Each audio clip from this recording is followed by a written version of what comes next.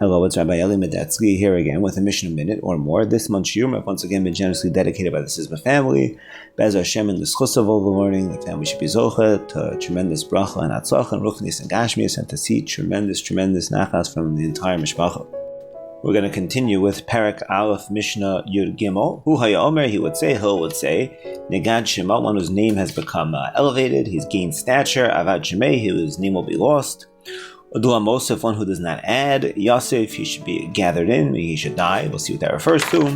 Udula Yalef, one who does not learn. Ketal Chayev, he's obligated in death. Ude Ishtamish Betaga, one who makes use of the crown.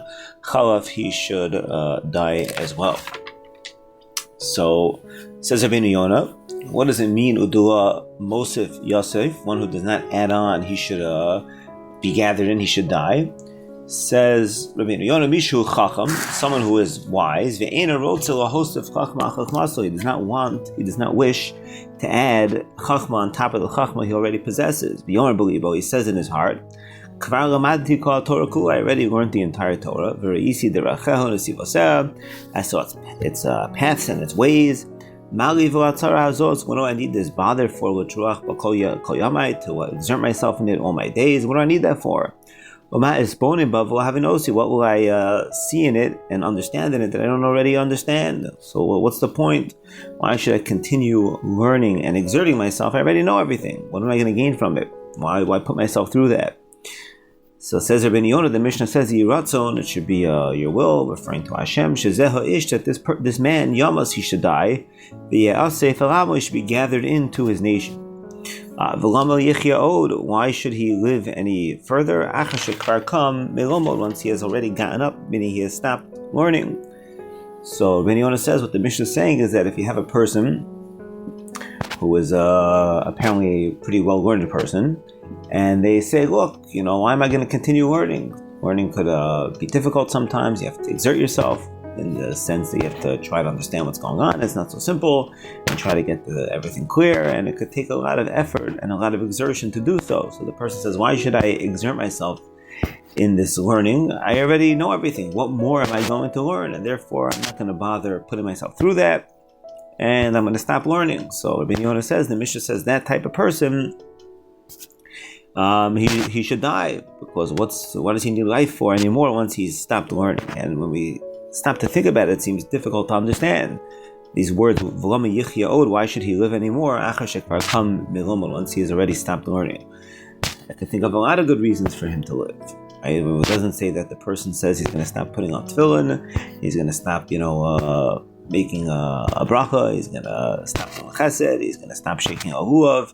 Right? There's many mitzvos besides Talmud Torah that he's still doing. So isn't there a very good reason for him to continue living? Isn't there a very good purpose and value to his life even without the Torah? Of course, obviously, maybe it will be enhanced and it will be greater value. No, we're not denying that.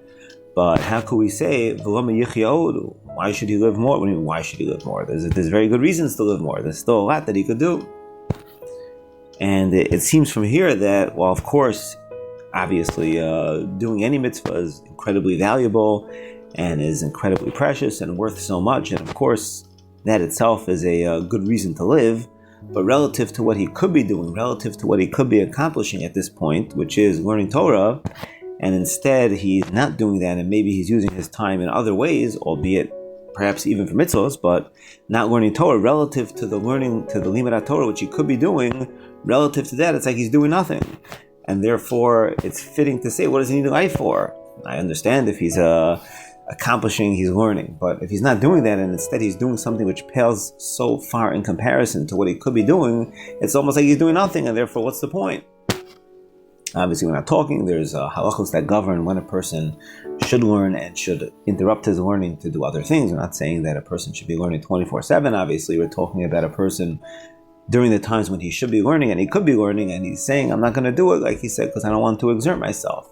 So Rabbeinu Yonah is saying that the Mishnah is teaching us that learning is so great that relative to the learning, everything else he could be doing, it just doesn't rate, it doesn't even register. It's like you're doing nothing, and therefore, if he could be learning right now and he's choosing not to, so what's the purpose of life relative to what you could be accomplishing? It's like you're doing nothing. But this becomes more difficult to understand because, as Rabbeinu Yonah himself says, the person we're talking about here is a person who says, why is he stopping to learn? It's not because he doesn't value the learning. It's not because he says there's no reason to learn. It's because he says, I already learned the entire Torah. Right? And as he says a little further, what will I understand in it that I don't already understand? So we have to be talking about someone who knows a tremendous amount of Torah, right? I'm not saying he actually knows Kol Torah Kula, but presumably for a person to actually think this, it has to be that he really does know a pretty large amount of Torah. Otherwise, how could he say this? It doesn't make any sense. I know I learned one page of Gemara. Oh, so now what do I need to learn anything else? I know everything. That would be ridiculous. Obviously, it has to be the guy actually knows. You can ask him questions. He can answer you. He legitimately knows a wealth of Torah.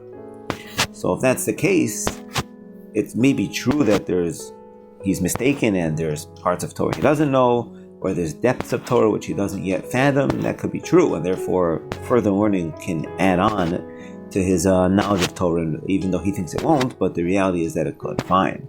But is that extra level of learning Torah, of understanding the Torah on top of all the Torah that he already has, that additional amount, is that so great that relative to that everything else is compared as if it's nothing?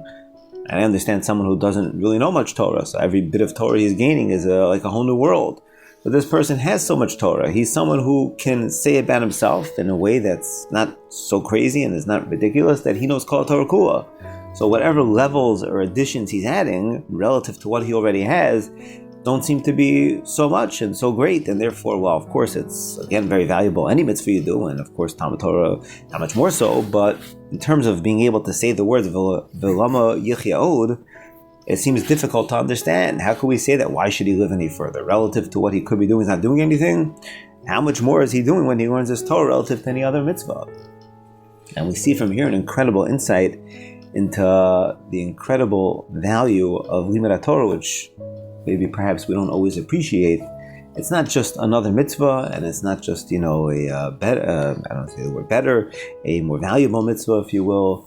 It's so above and beyond anything else you could be doing that even if you already have so much Torah, and you're just adding extra depth, or you're just adding certain limited areas that you aren't yet proficient in, even that, on top of all the Torah you had, it seems to be, relatively, well, what's it adding? I already have, 100 pieces, 101 pieces. I already had 99 levels of understanding. I'm going to have the 100th level now. That addition is so great. Even that is so great that if I could be doing that, and instead of doing that, I'm doing anything else, it's like I'm not doing anything relative to what I could be accomplishing at this point. And it's therefore, well, if you're going to be doing that, so what are you alive for? You're not accomplishing relative to what you could be accomplishing.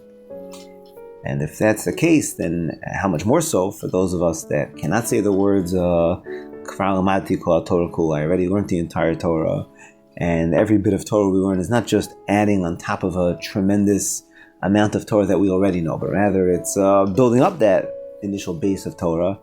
How much greater and more valuable and incredible is that? And if we can appreciate that, then as Hashem, we can take advantage of the opportunities that we have to learn. When we look a little further here in Rabbeinu Yonah, as he explains the next part of the Mishnah, I think we see something even more interesting. He says, if one who does not learn, the Mishnah says he's obligated to die. Says Rabbeinu Yonah, what does this mean? One who has not learned basically at all, is compared to an animal. Why was he created in this world? Only to understand and to guide himself or to rule by the Torah, whose ways are pleasant. And this one who has not been engaged in the Torah his entire days, and he continues to cling to his wickedness, it's not fitting for him to live even one day or even 1 hour. Right? There's no need for him to be here. So Rabbeinu Yonah says the Mishnah here is talking about a person who is not really has not really done much learning in his life, and we're saying that person, who hasn't learned Ketal Chayev, he's Chayev Bisa. Why? Why should he have to die? Because what's the whole point, says Rabbeinu Yonah? Why was he created in this world? For what purpose? To understand and to guide and rule by the Torah. And since he's not doing that, so he's not fulfilling his purpose, so what's the point of being here? And Rabbi Yonah is saying, it's like, imagine you have a person, who, was hired to do, he's an accountant, he was hired to be an accountant. And he comes to the office every day, and instead of doing any accounting, what he does is he writes books. He's acting like an author. After a few days, the boss is going to come to him and say, listen, I brought you in here to be an accountant. If you're not, we need an accountant here. That's what we do here. That's our firm. We're an accounting firm. If you want to be an author, go to a book writing club. We have no use for you here. We need an accountant. That's what we have here. This is an accounting firm. In a similar vein, Rabbi Yonah says, that's what a person in this world, learning Torah is an understanding and then guiding and living one's life by the Torah. That is the purpose of being in this world. If you're not doing that, so then it's like you're the author in the accounting firm. What are you doing here? We have no use for you. Go somewhere else. And therefore, it's not a punishment. It's just he should die because we have no use for that here. You're not doing what you're supposed to be doing. So this is not the place for that. But once again, this seems difficult to understand because, while it may be true that he's not learning, but that doesn't mean he's not doing anything. Again, he may not be learning Torah, but he may be aware of certain mitzvahs. He may still be doing those mitzvahs. There could be things that he accomplishes even if he didn't learn any Torah. So why would it be that it's not even fitting for him to live, as Rabbi Yonah says, I feel yom echad, even one day, I feel sha'achas, even one moment. Why would that be? And once again, we see from here not just the incredible value, obviously, of Limud Torah, but the primacy of Limud Torah. As Rabbi Yonah says, because Kilama Nivra Ba'olam, why was he created in this world? As we said in the mashal with the accounting firm. What are you doing here? What's the whole purpose of bringing you here? Those are nice things to do, but that's not why you're here. That's not what your job is. It's very nice if the guy in the accounting firm goes around and brings everyone water. It's a very nice thing for him to do, but that's not what we brought you here for. So if that's all you're doing, then we're going to let you go. In a similar vein, of course, it's very nice to do all types of things, but that's not what you were here for. It's not what you were created for. Your purpose that you were created for was, as Rabbi Yonah says, lahavin, to understand, ulahoros b'Torah, and to guide and rule by the Torah. So if you're not doing that, then you're not fulfilling your whole purpose of being here. So then you may be doing all kinds of other nice things, but we don't need you here. That's not what you're here for. And it seems as well that it's not just, as Rabbi Yonah says, lahoros b'Torah, which means to guide or to rule, like issue rulings by the Torah. It's not just about the implementation of the Torah, but it's lahavin, ulahoros, to understand and to. It sounds like there are two separate purposes. There are two separate goals. One is to obviously conduct oneself by what the Torah teaches, but a separate goal and a separate end unto itself is lahavin, to understand. Just learning and understanding the Torah, nothing to do with implementing it. Of course, if you're not going to do that, then that probably shows you're not learning it properly, but it's its own independent goal. Theoretically, even if a person never gets the opportunity to be able to implement any of the Torah, just learning and understanding it is still its own worthwhile goal, and it's part of the reason why he was created in this world. That's part of his reason for creation, is lahavin.